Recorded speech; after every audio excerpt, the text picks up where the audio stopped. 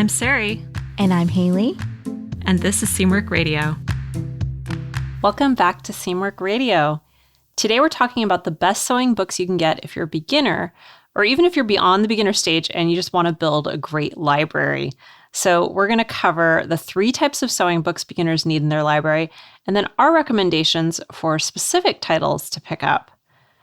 So let's start with our icebreaker today. It comes from Seamwork member Laura, and Laura asks, what is the biggest sewing-related purchase that you regret? What do you think, Haley? This is a great question. It is a good question. It's a hard question. I mean, in terms of like what I've personally maybe wasted the most money on is fabric. Mm-hmm. But I don't know if I have any like major personal sewing purchase regrets. I know something that we always struggle with at the studio is that we have an iron on all the time. Mm-hmm. Because we're always sewing and thus always pressing. And we have the hardest time. We've gotten just so many dud irons. In the last 2 years, how many irons do you think we've gone through, Sarai? I don't know. 1 million? It feels like 1 million. It always feels like it's on the fritz and doing something weird. And before you ask, we have had gravity feed irons and more industrial irons. And we just always seem to have issues with them. So I think maybe that's like the tool that fills me with the most regret. I, on the other hand, at home have had the same $9 Shark iron that I bought at Target like 12 years ago. And it's going strong. But I think something about just keeping it on, 8 hours a day they don't like it. The irons don't like it. Did you say a Shark iron? Is that a brand? Shark? Yeah, Shark. Oh. I wish it was looked like a shark. I thought you meant it looked like a shark. I should just get some Sharpie and draw on it. My daughter might think it's a toy then, though. So maybe that is a bad idea. Yeah. My kittens already think the iron is a really fun toy and the ironing board is really fun to jump on. So Olive is too lazy to jump that high. She would never. Oh, no, my kittens, they think everything is a party. For me, the thing that came to mind, I agree, like fabric is a really big one. I think that's, once you have your sewing space set up and you have the tools you need, most of your money with sewing usually goes to fabric. And I think that's definitely where I've quote unquote wasted the most money, but I don't know. I love my fabric stash, and there have been a few things I've gotten rid of that I never sewed with, but for the most part, I don't know. I like it, and I wouldn't say that I regret it. I think the thing that came to mind for me was just buying a rotary mat that was not the size I needed because it was too small, and thinking, well, it was less expensive and I don't necessarily have room at the time for a really big rotary mat. But then a small mat is, it's just kind of a pain in the butt at times when you need to, lay out your fabric and cut out a large piece. It's really annoying. So I ended up buying a larger size mat after that. And that was kind of a waste. That's the one that came to mind for me. A shark iron. That's funny because it looks like a fin, it's like pointy like a shark. It does. I'm kind of thinking in my head of how I could like draw on it to create the image of a shark. A great way is a very pointy fish, so you could draw the face, draw the teeth on the on there. Stay tuned. It's happening.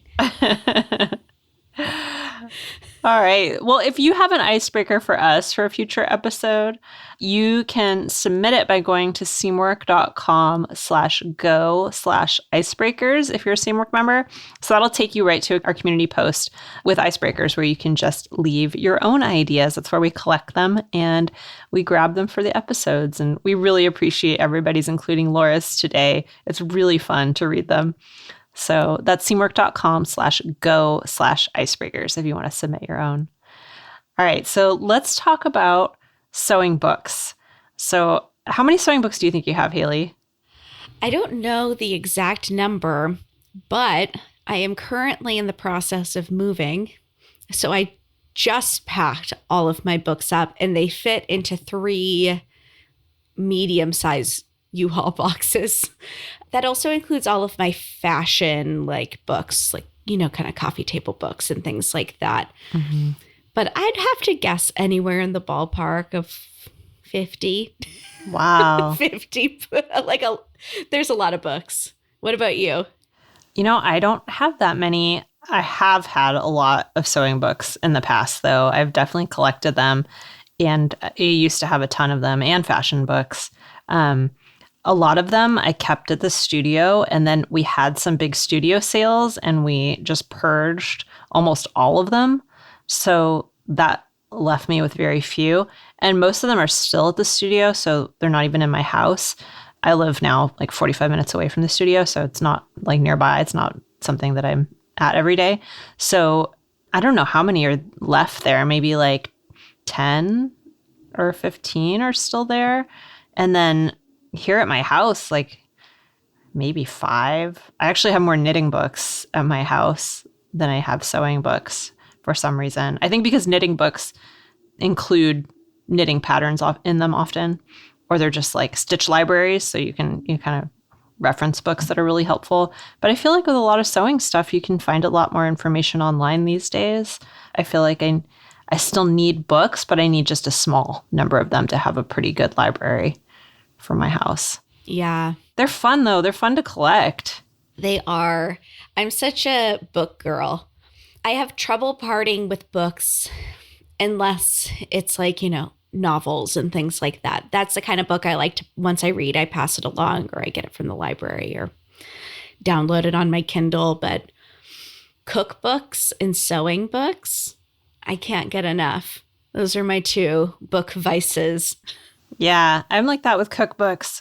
I have so many cookbooks and I'm always fighting for room for a new cookbook. I have so many, in spite of the fact that, obviously there's Pinterest and there's food blogs and there's so many recipes online. I just love a good cookbook. I do feel the same way about sewing books. It's just that, like I said, I feel like I need a few good ones. Yeah, definitely. These days. Garden books are another one. I have so many gardening books. It's just so fun to look at plants. So I definitely have a lot of that as well. Do you remember the first sewing book that you ever bought? Yes, it was probably... Well, I know it was my freshman year of college and I had to buy, drop an ungodly amount on textbooks. And since I studied fashion, I bought 3 books, 3 textbooks, an introductory pattern making book. Not introductory, it was just a pattern making book, one I still have today, a draping book, and a sewing reference book that was more aimed for production sewing. Yeah. I honestly don't remember the first sewing book that I bought, but it was probably something from the thrift store. I probably just picked something up from the thrift store. And I think I started with collecting vintage sewing books and, those really cool old manuals and reference books. And that's kind of where my collection started, I think. Do you have a favorite type of sewing book? Ooh, probably anything. This isn't strictly sewing, but anything textile related, whether that's surface design or dyeing or anything like that. I feel like I kind of can't say no to, especially if I find it at a thrift store. It's going in my library. Those are my favorite time to kind of mindlessly collect. Yeah. I really I would say 2 types of books. I really like vintage books that have a lot of surface detail. By that, I mean embroidery and interesting techniques and little pin tucks and things that kind of have a bunch of different interesting techniques I wouldn't have thought of that you can kind of mix and match into your projects. I find that really, really fun. There's a lot of older sewing books that are like that. And then I think the other thing, I really like Japanese sewing books. They're just so fun to look at and so cool. And like the pattern magic books.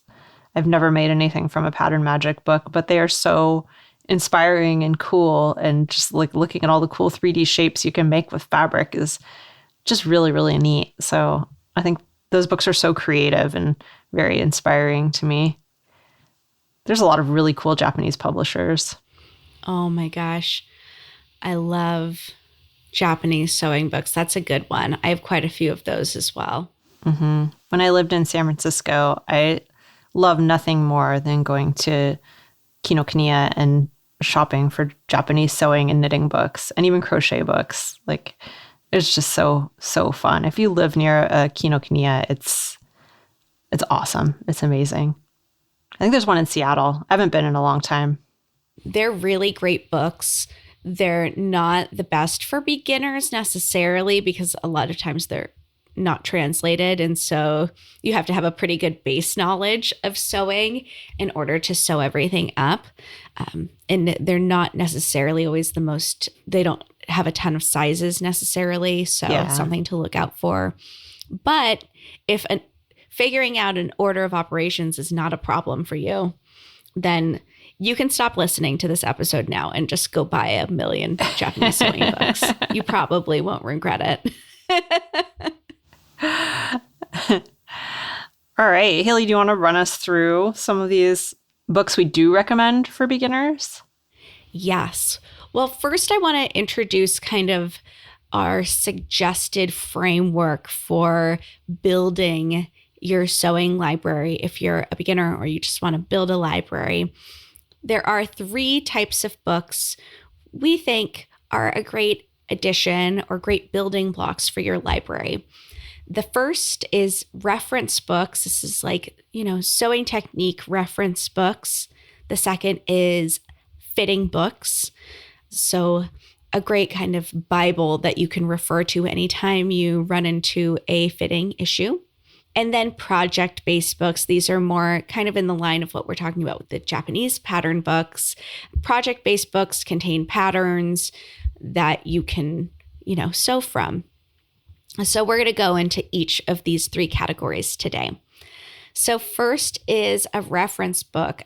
I think that this is just, obviously you can Google any sewing technique that exists. That wasn't always the way it was, not when I was learning how to sew, but now you can do that. I think that it's really nice to have just a great kind of encyclopedia style reference book to flip open anytime you run into a little sewing issue or a technique that you're struggling with. One that I like is the Reader's Digest Complete Guide to Sewing. I think it's a great basic reference book that has pretty much every technique that you'll run into as a beginner and intermediate sewer. Mm-hmm. Yeah, that's a good one. I think having a reference book is really helpful because it's an authoritative source that you can trust when you go to it. And I think when you Google techniques, you can find all kinds of information. And, most of it's probably great, but you still have to decide which one you're going to look at. Do I need a photo tutorial? Do I need a video? Then you watch a minute of the video. This video is no good. I have to watch a different video. And so that can suck up a lot of time. Whereas if you just have a book that you trust that you can turn to and find what you need, it can actually be a lot faster. Another one that I like for a reference book, it's more recent. It's called How to Start Sewing by Assemble Books. And that one is a really great, very straightforward, thick book. It's definitely a reference book. It's not like a step-by-step walk you through the process type book, but it's great because it's so comprehensive and it will last you many years because although it's a good reference for beginners, I think it's also got so much information that goes beyond the beginner level that it'll just serve you for a really, really long time. It does not have photos. It's all illustrations. So if that's something that resonates with you, that might be a good way to go. Sometimes illustrations can actually be a lot clearer than photos. That's why we use illustrations for our instructions, for example. Sometimes with a photo, it's hard to tell what's going on exactly and what part of the photo you're supposed to be paying attention to, whereas an illustration can be a lot clearer. So I like that it has illustrations and just it has a ton of great information. And another tip I would add, so I own, this is a really, like I said, it's a really, really thick book. I own this book as an ebook, and that can be a really good way to go for reference books, I think, if you like ebooks and you're used to reading ebooks. And the reason is that, well, obviously they don't take up as much room if it's a big book, but also you can highlight parts that are particularly helpful to you or that you know you need to reference often, and you can also search in them. So if it's a really big book that has a lot of information in it, you can just go to the search and look for a certain term and find it really, really easily. Obviously, you can do that with an index in a paper book too, but I just find ebooks to be really helpful for that particular purpose when we're talking about reference books in particular. Mm-hmm. So that's just a little tip. I have that one as a Kindle book. I don't own a Kindle device. I just have an iPad that has the Kindle app installed on it, and I love that. I think it's great. That's a great tip. So our next category of book is fitting books. And the reason I recommend that everybody, regardless of skill level, have a fitting book is for the same reasons that Sarai was talking about, where, of course, if you run into a fit issue, you can always Google it, but Google is going to turn up dozens of different sources, different ideas on how to solve that problem. And when you're first starting out on your fitting journey, that can be really confusing and a little bit discouraging. So I think it's really helpful to have a fitting book, and that helps you to kind of subscribe to one school of fitting thought. There's a lot of different ways to fit, and kind of subscribing to one can demystify it a bit. One that I think is really fabulous for beginners is Fast Fit by Sandra Betzina. It's just a really good, super clear, easy to understand fitting book for beginners. This is probably one of my favorite kind of quick fit books. Yeah. I think all of Sandra Betzina's books are awesome. I think she's just produces some really amazing books. Really, really helpful for people of all levels. Another one that's really popular that you might have heard of is Fit for Real People. That one is based on tissue fitting.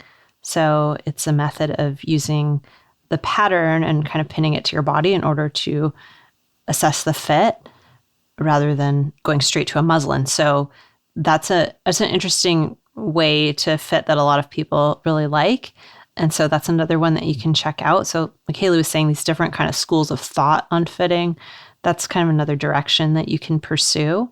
And the benefit there is it's fast. It's fast to do a tissue fitting. And at the very least, it can give you a first pass before you move on to doing a muslin. So that's kind of cool. It can reduce the number of muslins that you end up doing if it's something that's a more complicated issue in the end. And it's great for beginners. I just think it's a really good way to kind of learn about how patterns work if you're a beginner and really see it kind of three-dimensionally instead of, kind of translating the changes you're making on the pattern to the muslin and trying to imagine how that's all going to work. You see it really, the pattern on your body. So that's kind of cool. And that is by Palmer Pletch. And they also have a book called The Complete Guide to Fitting. And they also have other books. So anything in the Palmer Pletch library is great and kind of follows the system. And it's a really great way to go. And there's awesome books. They have very inclusive models in them, like all shapes and sizes, ages. Really, really nice. So I'd recommend any of the Palmer Pletch books. But The Complete Guide to Fitting is their newest one, I believe. So you can check that out. Yes. And by the way, we'll put links to all of these books in the show notes and the article that accompanies this episode. So you can always find it on our website. Definitely. And our last category of books that we recommend are project-based books. And the reason that I really like a project-based book is they, of course, contain patterns, but they also take you on a linear journey and provide a path for you to sew and learn along. I think that this can be a really helpful structure, especially for beginners when you're starting out. And a big question we get all the time is, what do I sew? In what sequence do I sew those things? And I think that having a project-based book kind of takes all of the guessing out of that. So project-based book, bonus points if it is specifically intended for beginners or whatever skill level you happen to be at in your sewing journey right now. If you are a beginner sewer, the author that I think is great for beginner sewers is Tilly Walness of Tilly and the Buttons. She's really carved out a fabulous niche in this industry, catering to beginners and making really cute patterns and clear instructions. Her book that is specifically aimed at more newbie sewers is Love at First Stitch. I know she has a book on sewing with knits, and there's at least one other one. She has a few books now. So that's a great author to look out for and title if you are a more beginner sewer. Sarai, do you have any other kind of favorite project-based books? Yeah, there are so many good ones out there, I think. I feel like they're not being produced at the quantities that they used to be produced at. I think just because so many people are using patterns digitally these days, it's a little bit different. But I think Tilly's book is awesome, and she is great at teaching beginners. Mm-hmm. Another one that you can check out is The Act of Sewing by Sonia Phillip.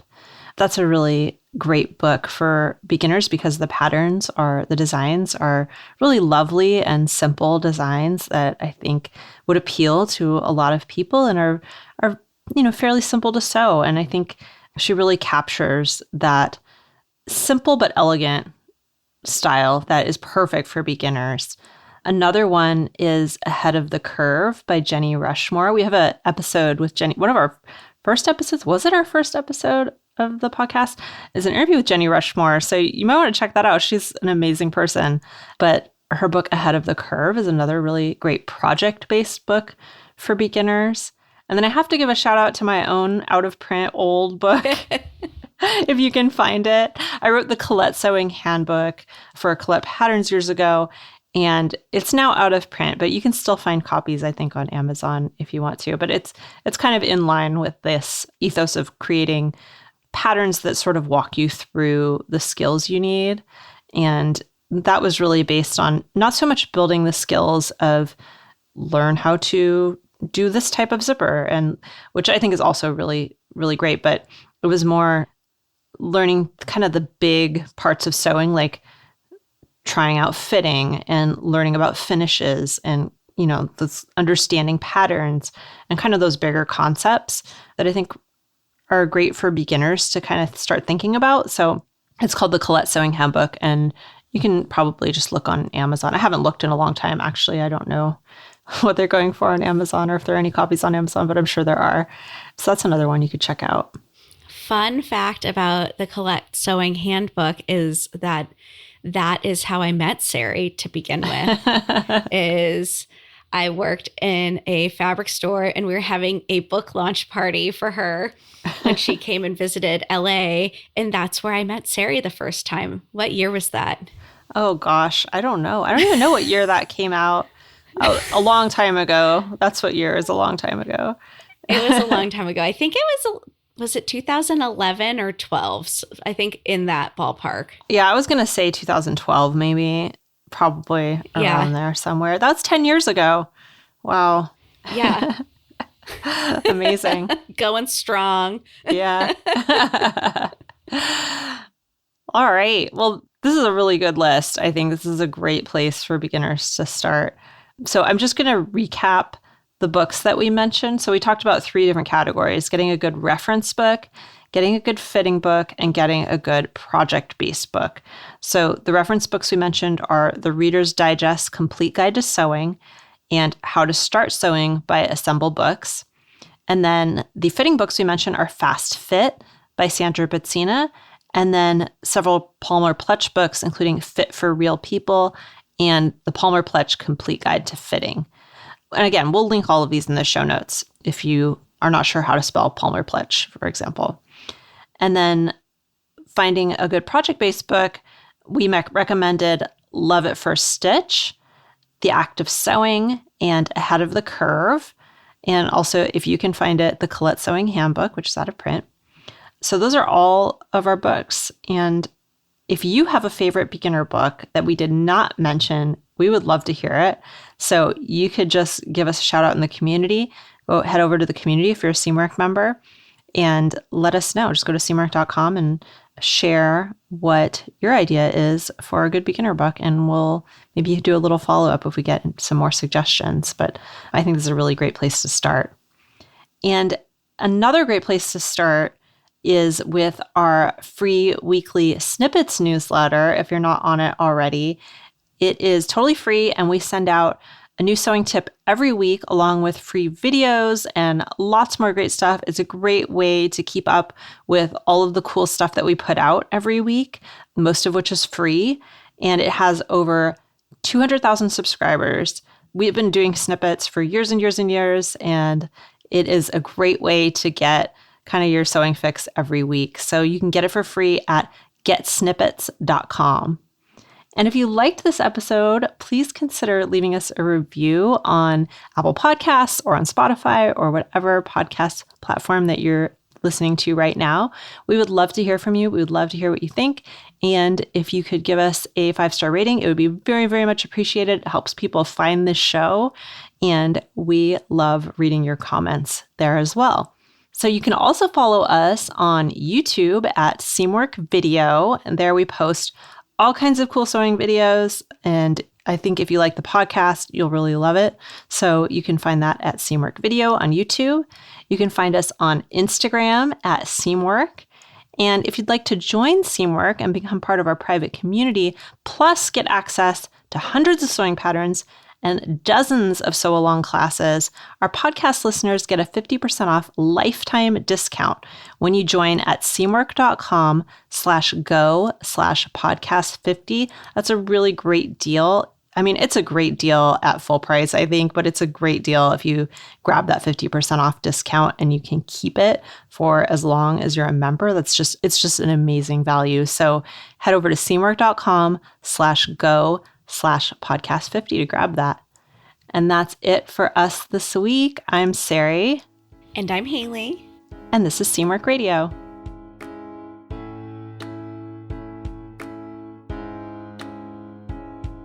CMORC Radio is brought to you by the team at CMORC. CMORC's an online community that supports you in creating a wardrobe that feels right for you. When you join us at CMORC, you become part of our private community of makers, and you also get access to monthly sew-along classes, a library of over 200 sewing patterns, and tons of great resources to help guide you through the sewing adventure that you choose. Podcast listeners can get half off a CMORC Unlimited membership, which means you can download as many of those 200 plus patterns as you want at any time, and our community will be there to guide and support you. If you'd like to join us for half off, just visit cmorc.com/go/podcast50. You can also find us on Instagram at CMORC or visit our YouTube channel, which is called CMORC Video. We love hearing from you, so let us know if there's a topic or a personal story that you'd like us to cover. Thanks for listening to CMORC Radio.